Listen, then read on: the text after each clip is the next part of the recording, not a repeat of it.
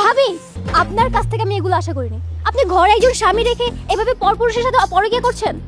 আপনারা কারা? এই হারামজাদা, আমরা কারা মানে? তুই আমার বউয়ের সাথে থেকে প্রেম করতেছিস, নষ্ট ফিষ্ট করতেছিস, আবার দিয়েস আমরা কারা? হ্যাঁ, আপনার বউয়ের সাথে কি হয়েছে?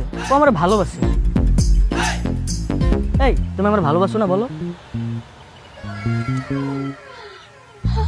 দেখলেন কত বড় নির্লজ্জ। ভাবি, আপনার কি লজ্জা শরম নেই? ঘরের স্বামী রেখে অন্য একটা পরপুরুষের সাথে পরকীয়া করছেন, কিভাবে পারেন আপনি? আজকের পর থেকে তোর সাথে আমার কোনো সম্পর্ক নাই। তুই আর ঘরে যাবি না, তোর ঘরে নিতেছি না, তুই আমার কেউ না। তো আজকে থেকে আপনার বাসায় আর যাবেও না। আজকে আমি ওরে বিয়ে করবো। হ্যাঁ, বিয়ে করবেন মানে? অন্য একজনের স্ত্রীকে আপনি কিভাবে বিয়ে করবেন? করুক, আমার কিছু যায় আসে না। আমি কি দেখতে খারাপ নাকি? হ্যাঁ কম, আমি দেখতে আমি বিয়ে করবো। তোর থেকে ভালো মেয়ে বিয়ে করে দেখাম। আপনি আমার বিয়ে করবেন না? হ্যাঁ হ্যাঁ হ্যাঁ, করবো না কেন? আপনি তো অনেক ভালো একজন ছেলে। ঠিক আছে, আজকে থেকে ওর কথা ভুলে যান। যান, চলো তো আমরা এখান থেকে চলে যাই। শুধু শুধু এদের কথা শুনে বিরক্ত হচ্ছি। ভাবি, ভাবি,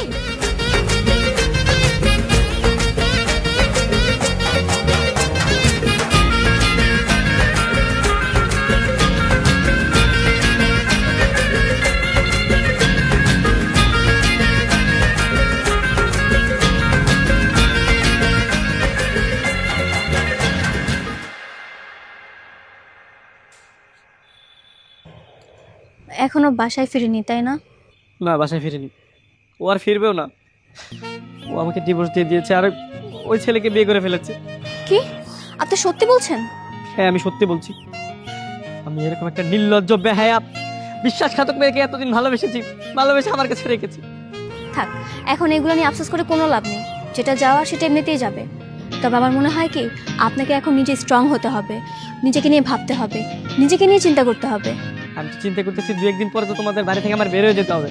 আমি তো এখন ব্যাচেলর হয়ে গেছি, আমার তো বউও নেই, আর 2 দিন ধরে তো অফিসেও যাই না। আমার তো সব কিছু হারিয়েছে। আমি কি করবো? আমার এখন আত্মহত্যা করা ছাড়া কোনো উপায় নেই ঋতু। আরে কি বলছেন? আত্মহত্যা কেন করবেন? তাহলে কি করব? আমার জীবনে তার কিছুই রইল না ঋতু। সবকিছুই আছে, নিজেকে নিয়ে ভাবুন। কই কই, আমি তো কিছুই দেখছি না। এত দেখতে হবে না, দেখে কি লাভ? শুধু এতটুকু ভাবুন যে নিজেকে নিয়ে ভাবতে হবে, নিজেকে নিয়ে অনেক দূর চিন্তা করতে হবে, স্ট্রং হতে হবে। চিন্তা যে করবো, আমাকে কে সাহস দিবে? আমার পাশে কে দাঁড়াবে? কে আমার জীবন সঙ্গী হবে? তুমি হবা? আমি জানতাম, মানে সান্ত্বনা দেওয়ার সময় সবাই থাকে, কিন্তু ওই জীবন সঙ্গিনী হওয়ার সময় না কেউ থাকে না। দেখুন, আপনি আমাকে ভুল বুঝছেন, এমন কিছুই না। আসলে আমি কি করব বা আমি কি বলবো?